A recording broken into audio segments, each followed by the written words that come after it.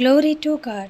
உங்களுக்கான இன்றைய வசனம் 2 தெசலோனிக்கேயர் 1ஆம் அதிகாரம் 4ஆம் வசனம். நீங்கள் சகிக்கிற சகல துன்பங்களிலும் உபத்திரவங்களிலும் பொறுமையையும் விசுவாசத்தையும் காண்பிக்கிறது நிமித்தம் உங்களை குறித்து நாங்கள் தேவனுடைய சபைகளில் மேன்மை பாராட்டுகிறோம்.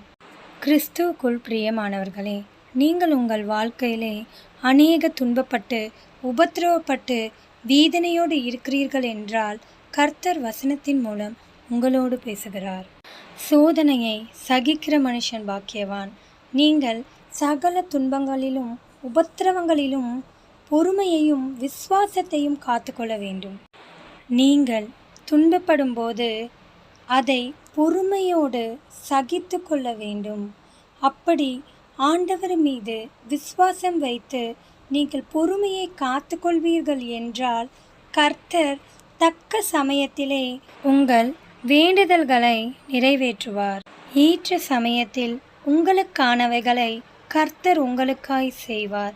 அதுவரை நீங்கள் விசுவாசத்தோடு பொறுமையோடும் இருக்க வேண்டும். ஆமீன்.